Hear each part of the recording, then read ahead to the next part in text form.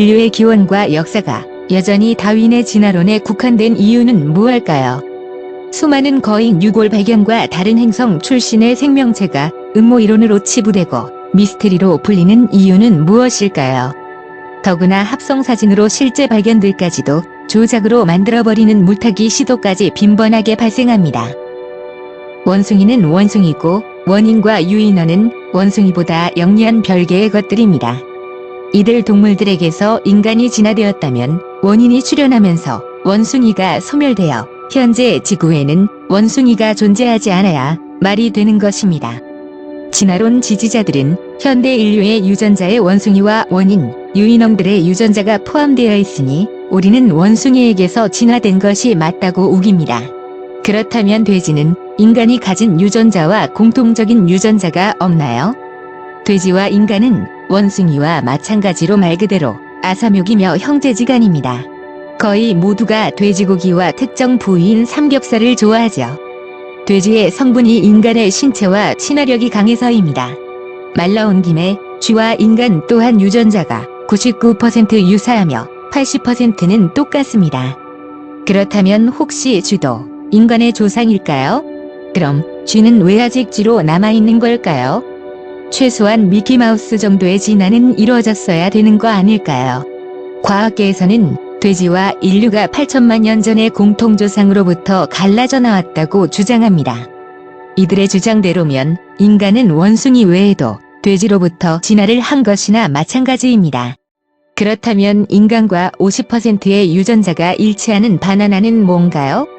인간이 바나나로부터도 진화 또는 분화된 것인가요? 신화에서 이야기하는 가이아 또는 외계인 창조자가 지구 생명체들을 손댔다고 가정하면 지구 특유의 에너지, 대기, 중력 등의 환경에 맞춰 생물들을 만들어내야 했기 때문에 모든 생물이 공유하는 기본 틀이 반드시 존재해야만 했습니다. 주기적으로 디자인이 바뀌는 자동차를 예로 들자면 핵심적인 기본 차대는 그대로이면서 외형과 내부, 엔진이 달라지는 것과 같습니다. 같은 차들을 공유하며 수십 개의 변화된 새로운 모델들이 생산됩니다. 다윈 이후로 인간의 진화와 적자 생존은 수많은 허점과 누락된 고리가 있는 불완전한 이론으로 남아있음에도 불구하고 일종의 과학적 진실로 교과서에 실리고 있습니다. 그리고 우리가 놓치고 있는 중요한 관점은 인간이 원숭이에서 진화되는 동안 원숭이와 같은 시기에 존재했던 다른 모든 것들도 같이 진화를 했어야 제대로 된 진화론이 성립이 된다는 것입니다. 그러나 현실은 원숭이보다 훨씬 먼저인 3억 5천만 년 전에 나타나 아가미와 허파 호흡을 하며 지느러미로 해저를 걸어다니는 초고대 생선인 실러캔스도 최초 등장할 당시와 똑같은 모습을 가지고 있습니다. 실러캔스의 특이한 신체 기능으로 인해 물고기가 육지로 올라와 양서류로 진화했다는 이론을 뒷받침하지만 막상 이 물고기는 그 오랜 기간 동안 전혀 진화를 하지 않았습니다.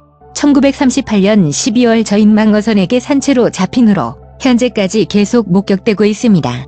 대다수는 아니지만 수백 명의 현대 과학자들은 진화론의 과학적 정당성을 거부하며 그것이 타당하지 않은 이유를 설명하기 위해 고군분투하고 있습니다.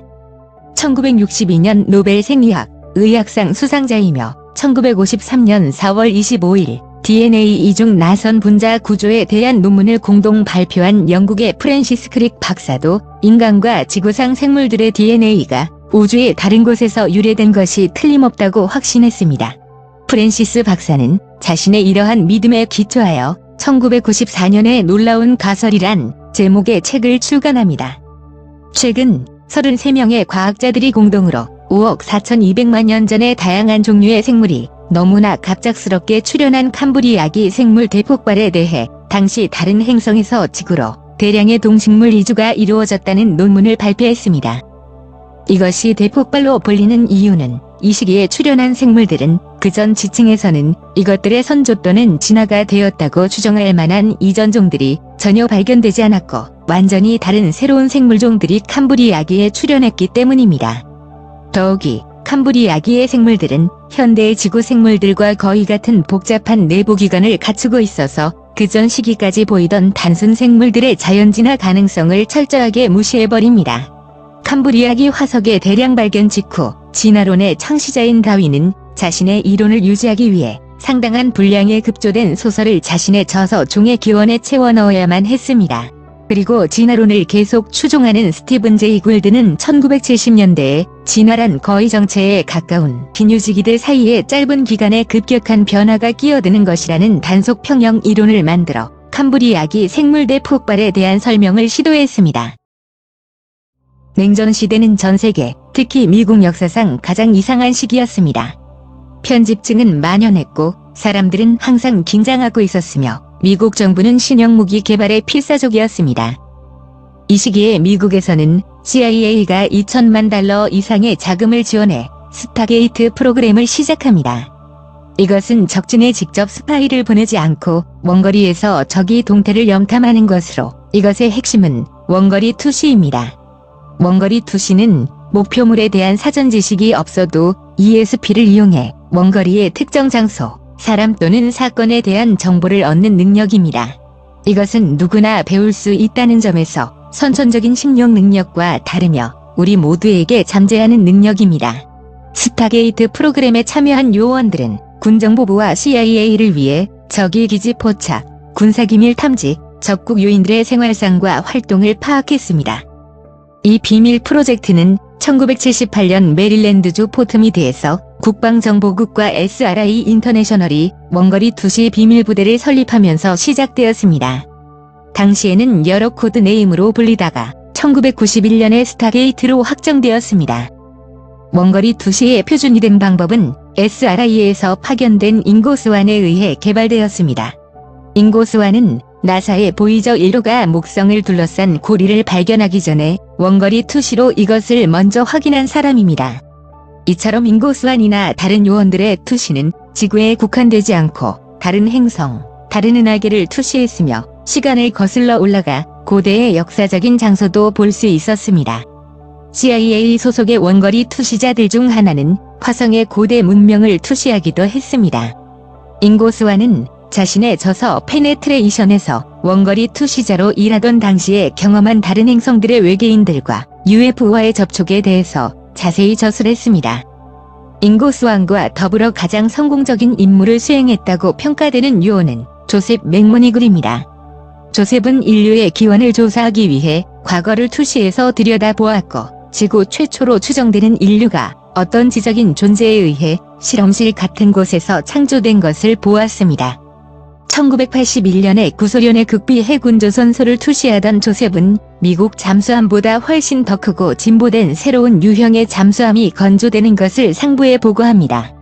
조셉이 본 것은 선체가 두 조각으로 나누어져 있는 잠수함을 접합하는 신기술로 당시 미국의 해양선박 기술자들은 조셉의 보고서를 본 후 개소리로 취급하며 조셉을 조롱했습니다. 그러나 미국 정보원이 구소련에 침투하여 습득한 정보와 사진으로 조셉이 본 신형 잠수함이 미국을 앞서는 신기술로 만들어진 것으로 판명되고 조셉은 진정한 원거리 투시자로서의 명성을 얻게 됩니다. 이 잠수함은 구소련의 아쿨라급으로 길이는 무려 170m의 부상 항해속도 19km, 잠수 항해속도 65km에 달하며 핵탄두 20기를 장착하고 있었습니다. 냉전 당시 조셉의 지속된 원거리 투시로 인해 미국이 구소련의 무기 기술에서 뒤떨어지고 있음이 확인되었고 미국은 원거리 투시 기술을 더욱 발전시키게 됩니다.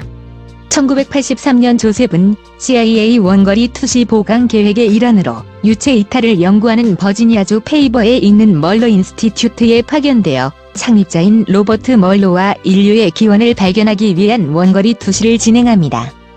조셉은 원거리 투시와 유체 이탈이 병합된 방법으로 원시지구로 추측되는 곳의 해안선을 보았습니다.